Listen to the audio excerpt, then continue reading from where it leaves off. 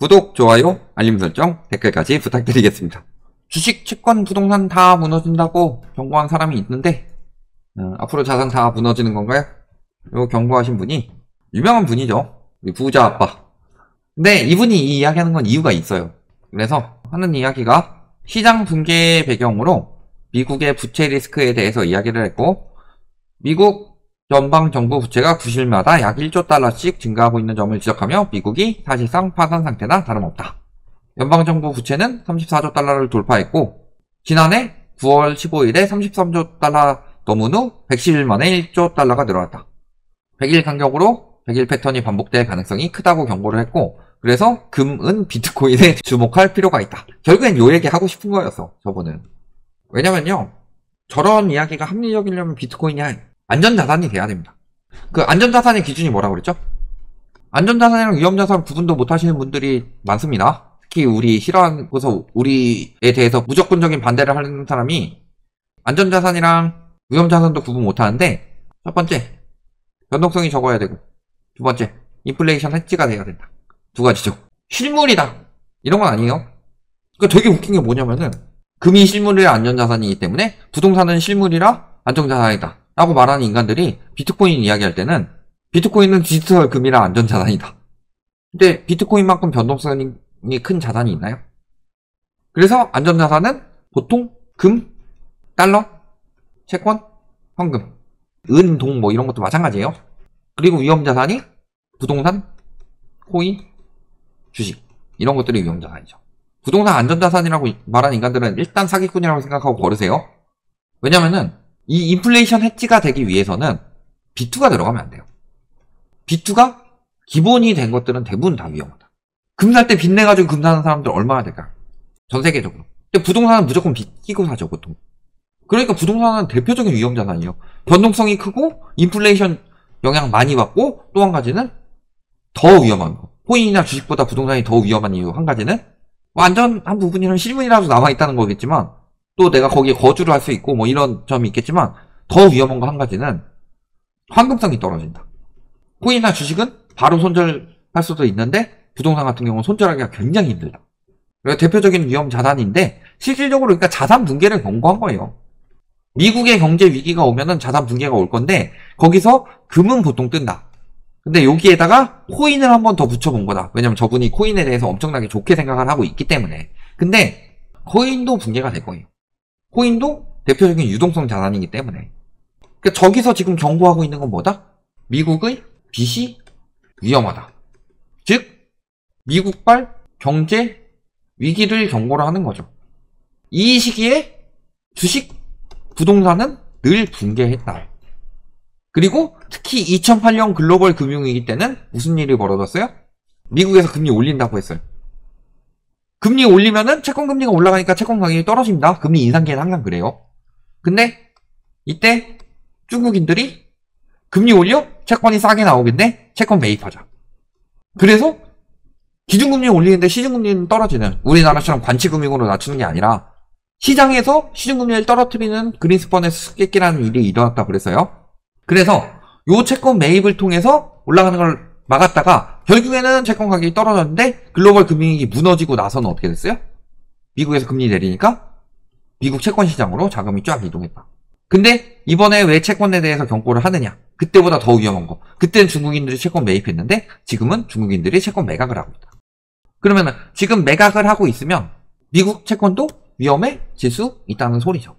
자, 그래서 지금 채권이 더 위험하다. 요 부분을 보고 있는 거고, 근데 미국에서 경제 위기 터지면요, 주변국들 어때요? 미국이 연옥이면 주변국들은 지옥이다, 지옥. 이미 지옥이에요. 특히 어떤 나라들이 경제 부실하고 거품이 심한 나라. 미국이 대놓고 때리면서 거품 심한 나라가 무너지고 있는 나라가 어디예요? 중국이죠. 중국이 무너지고 있는 거잖아요.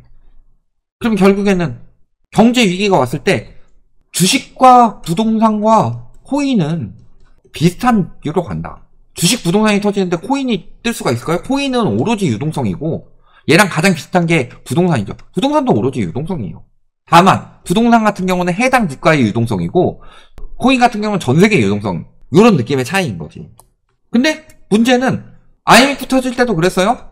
IMF 태국부터 터져가지고 엄밀하게 따지면 멕시코부터 터졌지만 이제 동남아시아 쪽으로 왔을 때 태국부터 터져가지고 여기저기 터졌는데 그때 우리나라로 터졌죠.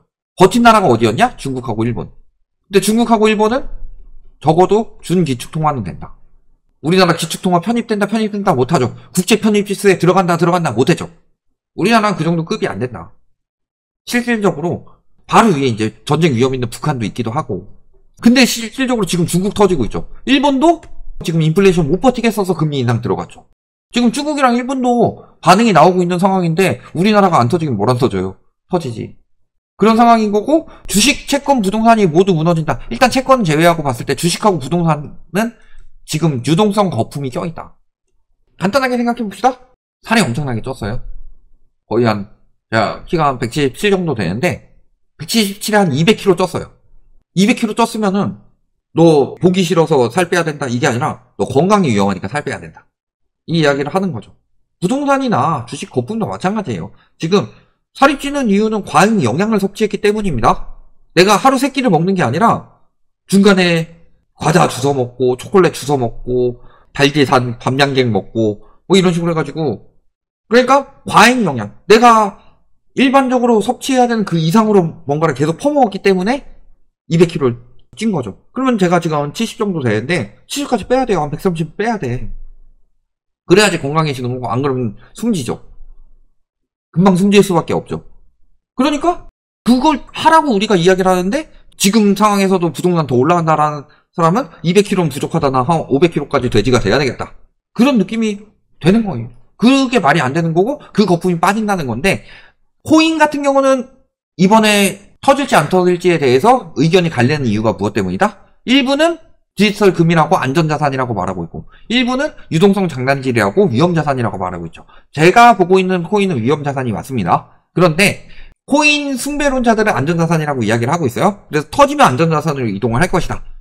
근데 실질적으로 미국에서 금리 인상하고 긴축을 막 들어갔을 때 코인 가격이 떴느냐? 코로나 때 코인 가격이 튀었어요? 금리 낮추면 유동성이 많이 몰리니까 코인 가격이 튄다. 이런 의견을 가지고 있지만 실질적으로는 어때요? 지금 코인의 상승은 ETF 쪽에서 자금 흘러 들어오는 것.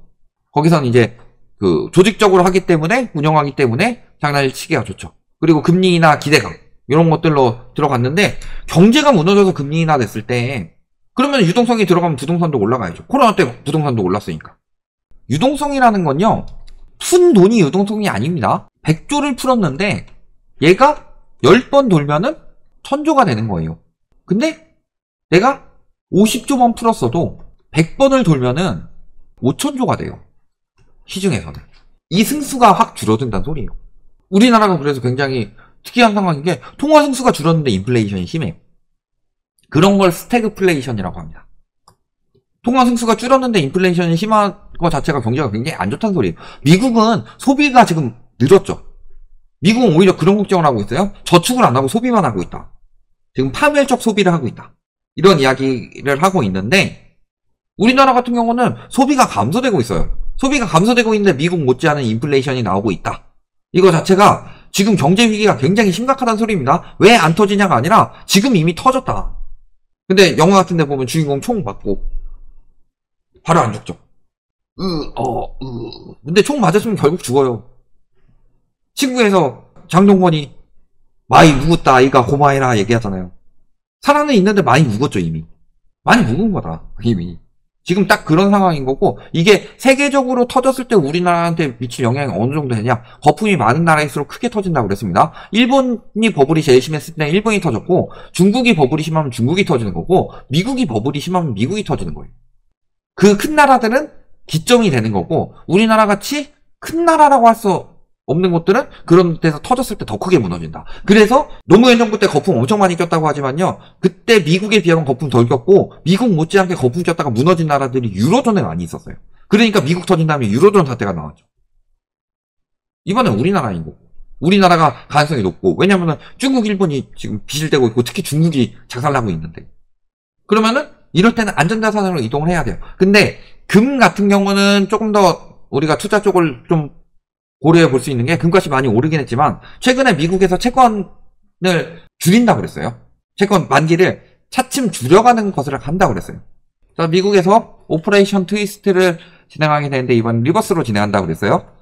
이 부분에서 보면은 이 오퍼레이션 트위스트가 진행됐을 때 금값이 뚝 떨어졌다. 그럼 리버스로 진행된다면 금값이 올라갈 가능성이 있다. 그러니까 금값이 많이 올랐는데 더 올라갈 수 있다. 이런 전망 같은 경우는 볼 수 있습니다. 그리고 결국에는 주식하고 부동산은 무너지는 거고 채권 시장 같은 경우는 조금 더 봐야 돼요. 결국에는 사람들 수요가 채권으로 몰리냐 안 몰리냐, 그게 어느 나라 채권으로 몰리느냐, 이게 핵심인데 안전자산인 채권이라면 미국 채권으로 많이 몰리지 않을까. 이 부분에 대한 전망은 따로 변함이 없고요. 미국 채권으로 자금이 몰리게 되면 달러 가격은 칠 수가 있다. 그래서 아까 달러 환율 더 올라갈까요? 당분간 이게 일시적인 부분에 대해서는 저도 내일 환율이 어떻게 될지, 모레 어떻게 될지 사람들 심리에 따라서 얼마든지 바뀔 수 있어요. 그렇지만 결국에는 미국에서 금리를 올리고 금리 인하를 하는 시점에서 달러 가치가 떨어져야 되는데 사람들이 달러를 사서 채권 가격이 확 올라간다. 그러면은 채권으로 가격이 올라가면 몰리죠. 몰리게 되면 어떻게 돼요? 달러가 빠진다. 각국에서. 특히 우리나라 같이 거품 심한 나라는. 요 부분은 우리가 주목을 해서 달러 가치가 미국 금리 인하가 됐을 때 급격히 튈 수가 있다. 요 부분을 우리가 생각을 해야 된다. 이렇게 보시면 되겠습니다.